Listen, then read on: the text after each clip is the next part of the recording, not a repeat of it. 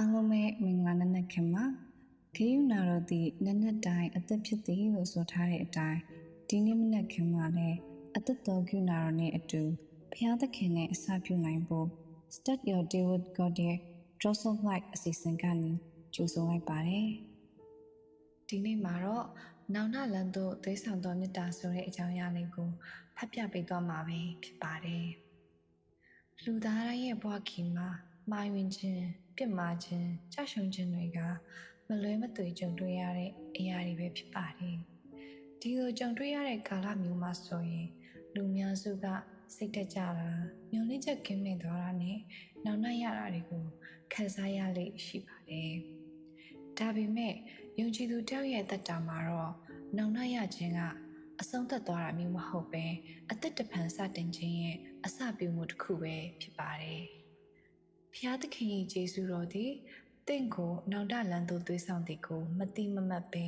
ကျွယ်ဝစွာယေရှုပြုတော်မူခြင်းတိခတ်တော်မူခြင်းစိတ်ရှိတော်မူခြင်းတို့ကိုမထီမဲ့မြင်ပြုသလိုဆိုပြီးယောမဩဝါဒစာခန်းကြီးနဲ့အငယ်လေးမှာအခုလိုပဲဖော်ပြထားပါတယ်ဒီကျမ်းချက်ကအလွန်အရေးပါတဲ့အချက်ကိုညွှန်ပြပေးထားတာပဲဖြစ်တယ်ဖျားသခင်ရဲ့မေတ္တာတော်ကကျမတို့ကိုပြစ်တင်ရှုတ်ချဖို့မဟုတ်ပဲနောင်နာရပြီးပြန်လည်ရှင်သန်နိုင်ဖို့ဖိတ်ခေါ်နေခြင်းပဲဖြစ်ပါတယ်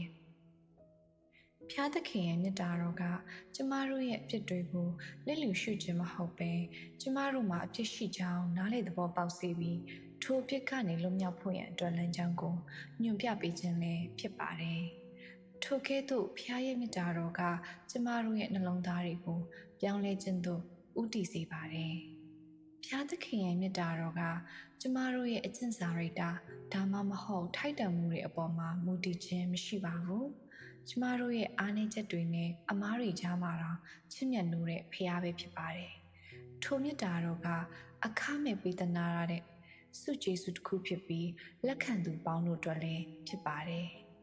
မိမိရဲ့သားတော်ကိုစွန့်ခြင်းအပြင်ဖျားသခင်ကကျမတို့အပေါ်ထားရှိတဲ့မေတ္တာရဲ့နေမှုကိုပြသခဲ့တာပဲဖြစ်ပါတယ်။သခင်ယေရှုကမဿဲအခန်းကြီး၄အငယ်7မှာဆိုရင်နောင်နာရကြလောကောင်းကင်နိုင်ငံတော်သည်တည်သူနေပြီဟုဟောကြားခဲ့ပါတယ်။ဒီစကားတော်ကနောင်နာရခြင်းကဖျားသခင်ရဲ့နိုင်ငံတော်သို့ဝင်ရောက်ရန်အဓိကသောချက်ဖြစ်ကြောင်းဖော်ပြထားသလိုဖျားသခင်ကနောင်နာရသောသူတိုင်းကိုခွင့်လွှတ်တော်မူကြောင်းနဲ့သခင်ယေရှုကလုကာအခန်းကြီး15အငယ်9မှာအခုလိုပဲမိန့်တော်မူခဲ့ပါတယ်။ထိုနည်းတူဖြောင့်မတ်၍နောင်တရစရာအကြောင်းမရှိသောသူ69ယောက်တို့၌ကောင်းကင်နိုင်ငံသားတို့သည်ဝမ်းမြောက်ခြင်းရှိသည့်ထက်နောင်တရသောလူဆိုးတယောက်၌တာ၍ဝမ်းမြောက်ခြင်းရှိကြသည်ဟုငါဆို၏။ဖျားသခင်ရဲ့မေတ္တာတော်ကကျမတို့ရဲ့အတိတ်အမှားများကိုစီကြောပေးနိုင်ပြီးအသက်တော်ဘဝသို့ခေါ်ဆောင်နိုင်ပါတယ်။ထိုမေတ္တာတော်ကကျမတို့ကိုနောင်တလန်သို့သွေးဆောင်ကဖျားသခင်ရဲ့ဂရုဏာတော်နဲ့ကယ်တင်ခြင်းကိုခံစားဖို့ရန်ဖိတ်ခေါ်နေတာပဲဖြစ်ပါတယ်။ဒီနေ့ပင်